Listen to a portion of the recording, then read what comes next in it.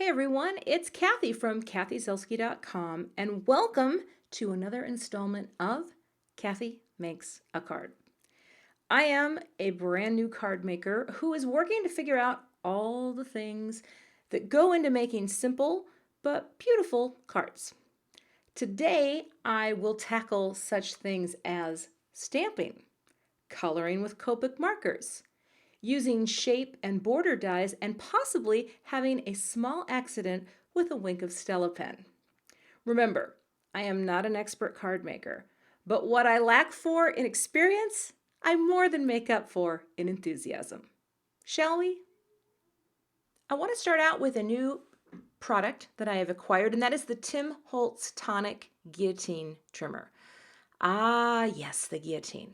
Beautiful. Also beautiful, my manicure. Thank you. I am wearing black sleeves. This is my goth look. Thank you.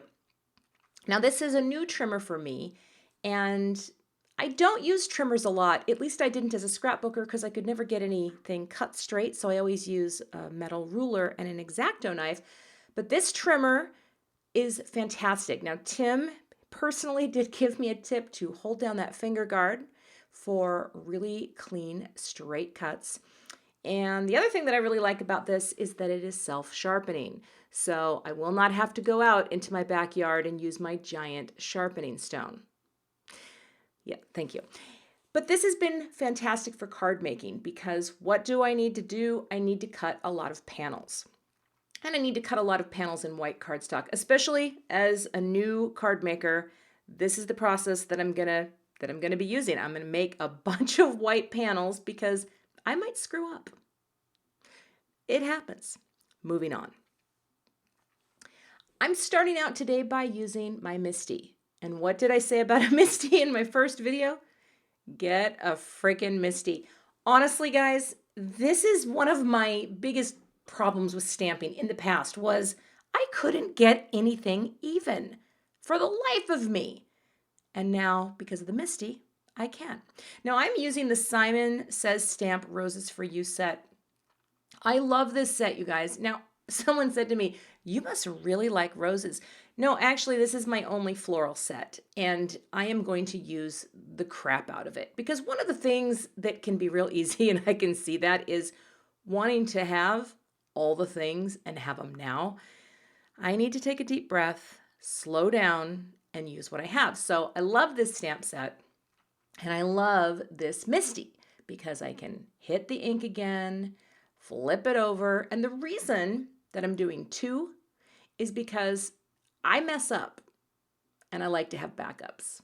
Now it's time to color.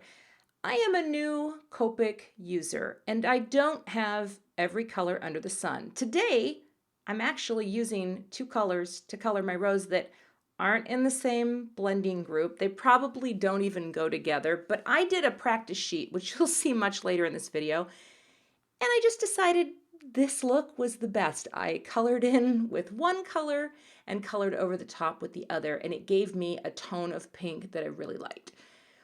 I am taking a class right now. I am taking a Copic coloring class for beginners from online card classes. And the reason I'm doing it is, again, to learn about all the things, but I'm really new at this. And I think it can be overwhelming. I certainly can see how the desire to own every color of pen can be overwhelming and drive you to make many online purchases. But I have about 15 markers right now, and actually the greens that I'm using, and again, all my links will be below the video, but the greens I'm using are in the same blending group, so I feel pretty cool about that these ones actually go together. And I colored the second one off camera. I made some extras, and they're going to come in handy, as you will see. Now it's time to cut.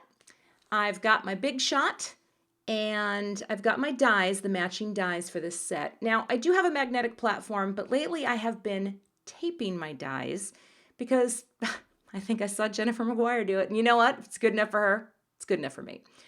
So having the extras is also helpful because I'm not super solid on this process yet.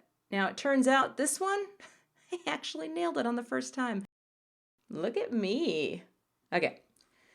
Next up, my stitched rectangle dies from Lawn Fawn. These are my babies. These are, I think I'm going to use them on every card. So don't be surprised, but I feel like this basic set of stitched rectangles are fantastic. So I am creating two panels here. One is going to be the base that goes on my card base, and then the next one is where I'm going to design all of my content. I love the whole nesting style and the even margins that it creates. These just speak to my inner design sensibility. Oh, love it. Another thing I love, these Doodlebug design petite prints, these rainbow petite prints with the gingham and the linen. This whole pad is going to get a workout. I promise you that. I love petite patterns, and this whole collection is just such beautiful basics, and I'm going to work with a gray. I like the idea of very neutrals and whites, and so I'm using this 6x6 piece. I'm going to tear it out, and I'm going to cut another panel to match the smaller panel so that I can begin to use this in my cards. So lining it up, laying down my little die, and here's the thing. I should have pushed it as close to the edge as possible, which you will see shortly, because I made a little error, but we're gonna roll with it. So I took this out, and now I am going to use one of my brand new border dies. I have two sets presently, and this one is the Hillside Borders from Lawn Fawn, because I'm going to cut out two little wavy edges, and I really love this whole stitched thing.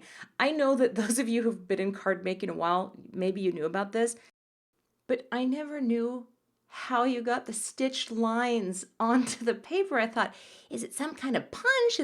Yeah, I had no idea. So suffice to say, I'm obsessed with this look. Now, I run this through and I took a look at it, lined it up, but what happened was, the stitching shows better on one side than the other. And I looked at that and I saw the little area that had the stitching showing, and I thought, you know what, I can't live with that. So what I did was I went back and I grabbed the scrap, and I had barely enough to pull this off. So I cut out another piece of rectangle, and that way I was able to do another cut with the little petite linen side and get it to fit. I would have liked it to be a little bit wider of a sheet of paper, but it ended up working. So I just laid it down, got my die set up, and it didn't have to be perfectly nesting. I like the dies to be slightly offset. This actually turned out to be pretty close. So ran that through and cut a second piece, and the day was in fact saved. I know, card making stuff. This is life or death, people. And there you go. And now it's time to assemble. Now, I use my favorite scrapbooking adhesive. I've been a dot roller adhesive for many, many years. I used to be more of a repositionable girl, and I've switched over the years in my scrapbooking to permanent. But here's the thing. I have trouble lining stuff up. And sometimes I think people think, oh, you make such simple stuff. It must be so easy. No, I go through processes like this all the time where I looked at this and I'm like, yeah, that's not lined up. And I didn't realize it until I started gluing, and then all of a sudden I looked down and I thought, we're gonna make this right. So right before I did it, I said, yeah, we're gonna fix it. And I actually, on the panel that shows in front, I didn't put adhesive all the way around because I wanted to be able to slide my rows in. So figured out how to just line up those stitches. A third time is a charm. And now it was time to put the next panel on. And again, I had a little trouble here because as soon as I looked at it, I'm like, oh yeah, it's not quite there. Take it up, and very carefully, because I thought I do not want to rip this paper because I only had the one sheet. But got it figured out, got it set down, and now I'm ready to put my little rows in. So again, I left that open. I put a little adhesive on the back, no dimension on this part, slipped it in, and just tapped down. And there we go. Now, the one thing I forgot to do was stamp my sentiment. Ideally, I would have done this before, adhering all these pieces together, but you know what? You live and you learn. Now, this is from my Simple Sentiments stamp set at Simon. And the thing is, I have to say, having the MISTI and being able to position this panel right where it needed to be, oh, don't forget the anti-static tool, new card maker, thank you. But being able to have the MISTI to hold that in place, it took out it was no big deal for me. If I was free range stamping that on my own with just an acrylic block, people, I would have been screwed. Anyway, here comes the heat gun, and now the panel is done. The only problem was it did warp the panel a tiny bit, but we're going to take care of that with an excessive amount of foam tape. Now, I'm going to tell you guys this. I like foam tape, and I cannot lie. But I have recently learned that a better use for a panel like this would be fun foam. And I'm going to be getting me some fun foam. I'm adding it to my list. That is coming. But I do like dimension, and so I've got to start exploring more options for that. So here we go. I'm gonna mount this sucker down on the card base. And this one I actually get right on the first time. Thank you. It's lovely. But here comes Wink of Stella. Now, I love the Wink of Stella. I'm not a glitter girl. People, I'm not a glitter girl. But this thing has made me a bit of a believer. So as I'm coloring in here, I wasn't seeing it that well. And then I realized, you know what? I think I need to squeeze it some more. Okay. You can see it fine there. I couldn't see it with my aging eyes. So I gave it a good squeeze, went down and realized, oh my gosh, I have the biggest gloss. I don't have a Wink of Stella. I have a leering gaze that went on forever. It was a problem. Now here's the good news. This is why I do extras, because if you could see this really in person, it's a glob of Stella. So I used my backup, okay? And then I put that in, and that is the beauty of making extras, because if you're like me, and I tested it on even another one that I had, and it was still too heavy, okay? Still too globby, but having those extras gave me the chance to get it right. And again, I didn't know that you're not supposed to squeeze, right? Here's the little sample sheet that I did. And I'm going on there, it's still too heavy. Note to self, don't squeeze so hard next time. But it all ended up turning out just fine in the end. And again, another reason for, if you're making one rose, why not make several? You know what I'm saying? I mean, handcrafting is supposed to have imperfections, right? It's like weaving errors into an Amish quilt. But if you can make an extra one, that's all I'm saying. And now the last part is just to mount the card itself onto my base. That's another thing I've been having some trouble doing, getting it lined up. I'm sure I'm going to get better as I do this. But that is my finished card. When it was done, you guys, this stuff is just filling my soul with joy and cuteness. And I look at it and I think, I made that. And I think our main takeaway from today's tutorial is, it's called Wink of Stella. Wink.